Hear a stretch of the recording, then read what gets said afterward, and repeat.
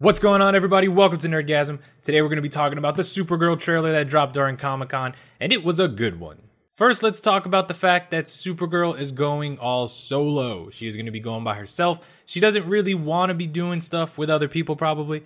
She says that Kara Danvers is dead. Her human personality is done with.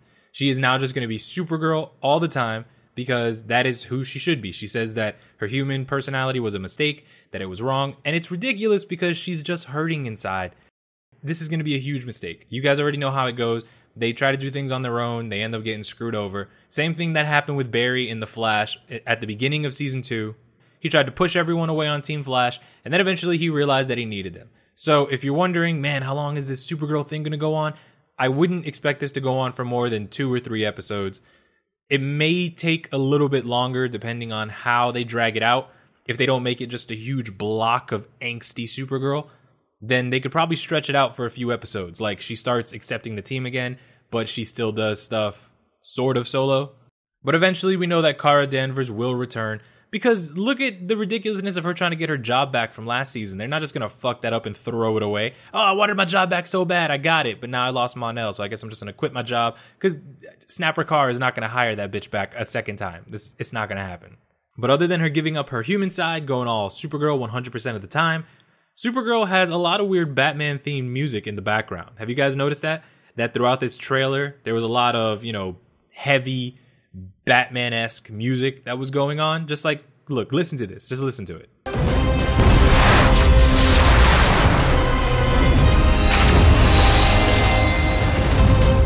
There's a lot of Batman music, man. That's the kind of stuff I would expect to see in Gotham or maybe in the Justice League movie. But it's, it's weird. Especially seeing as how they've hinted to Batman so many times in this show.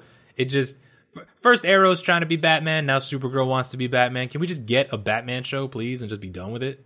We know the reason that everything's happening. It's because Supergirl is upset about what happened to Mon-El. She talks about how she made the choice that nobody else would have been able to make, and that she did it because she's Supergirl, and she's hurting. She's hurt. Everything that we're going to see in the next few episodes is going to be straight pain.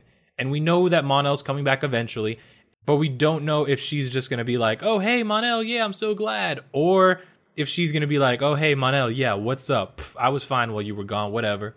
You know how they act. You got to remember, she's not just Kara Danvers. She's a superhero. They have like this whole extra side to them. So it's never the exact emotion that you think is going to happen. I, for one, am okay with, her being 100% Supergirl. That's one of the things that I never understood about superheroes. Sometimes they have their secret identities. They have their day jobs and stuff like that. But then you have people like Tony Stark, and he's just Iron Man 100% of the time pretty much because everyone knows he's Iron Man.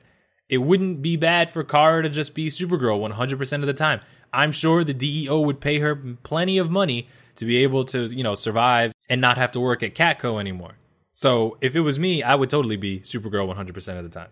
What I really loved is that you guys see that she's clearly pissed. I mentioned she's pissed. She's just full of rage. She is just incredibly angry at everything that's happened. And some people may think, well, that's not Supergirl. Supergirl's supposed to be the young one, the playful one, the gleeful one, the one who's full of hope.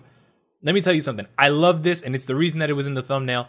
Supergirl has been incredibly enraged before. Supergirl has gone insane on just crazy levels of rage to the point where it attracted a Red Lantern ring. Okay? Supergirl is not always the good Girl Scout that she is portrayed as in a lot of the comic books. And this was a great arc because Supergirl was shown that deep inside, even with all the smiles and the saving kittens and stuff like that, she has a lot of problems going on, and she doesn't face them because, 1, her planet exploded, 2, she remembers her parents, 3, she was supposed to save Kal-El, she couldn't save him when she got to the planet, he was already older, 4, now this whole thing with what's happening with Mon-El in the comic books, it was stuff that was happening with her best friend who turned out to be Silver Banshee, and she has to learn to accept the rage that's inside of her, and there's this whole Red Lantern arc where she has to fight it. She has to figure out the stuff that happened in her past. She has to learn to get over it, to move on, to become better. And eventually she learns all of that through literally sacrificing her own life. But somehow her heart is restarted after losing the Red Lantern ring because she was just inside of the sun when she died. Regardless, I'm saying this is just one of her trials. This is just one of the things that she has to go through. One of the things that she has to learn to get through to deal with her rage. We're not going to see a Red Lantern ring, obviously. I know that. That's not what I'm saying. What I'm saying is this is just her trial to deal with the pain that she's feeling. In the comic books, it was started by one thing. In the TV show, it started by Mon-El being gone. A new character that we see in the trailer, guys, is this man right here. He is from Heroes. If you guys have never watched Heroes, you can watch season 1 and then stop watching because like the other seasons were garbage. I mean, I watch them because I just commit. But it does get really painful to keep watching them after season 1 because it just starts doing crazy stuff, time travel. It was like one of those shows that helped jump superhero shows, you know? But he was on Heroes. He also voiced Tony Stark in the Avengers cartoon on the Disney Channel. If you guys have seen that, it's actually pretty decent. But the point I'm trying to make here is that this guy has experience being on superhero TV shows, which means if he's playing a villain this season on Supergirl, it is going to be amazing. He's going to have a lot of stuff, just a ton of experience being a superhero that he's just going to do a great job being a supervillain. Because he was kind of a bad guy in one season of Heroes. He was like an anti-hero kind of bad guy.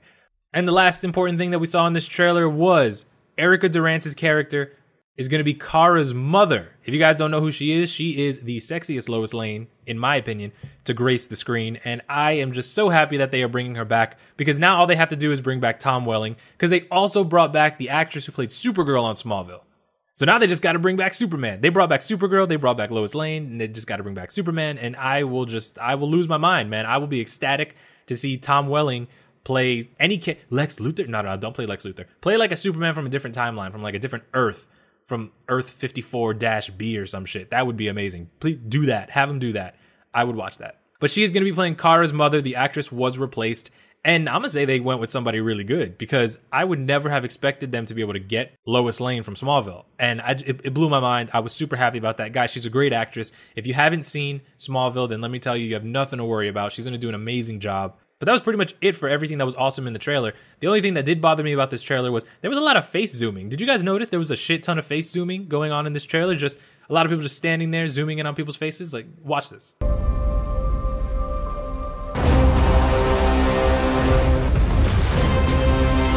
You screwed me?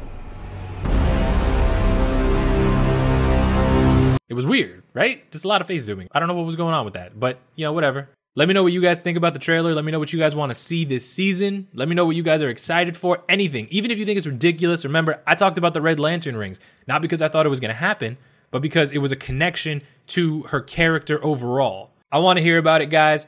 Don't forget that if you guys ever want to talk about anything, you can also talk about it on Twitter. The link is in the description below. Thank you guys for watching. Check out more videos on the Nerdgasm channel. Go check out some comic book arcs. Go check out some origins. Go check out some histories. We got that stuff, and there is more of that coming soon, I promise. I love you guys. You can't do anything about it because you're awesome. Your support is amazeballs. I will see you in the next video.